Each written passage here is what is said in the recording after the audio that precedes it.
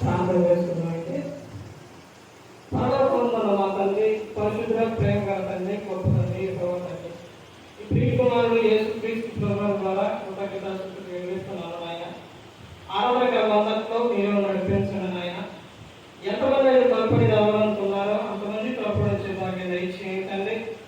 ఆరాధన ముగిసేంత వరకు ఎటువంటి అల్లర్లు ఆటంకాలు లేకుండా ప్రతి ఒక్క విషయంలో మీరే ముందు నడిపిస్తారని మా ప్రభువైన యేసుక్రీస్తు నామమున వేడుకుంటున్నాం తండ్రి.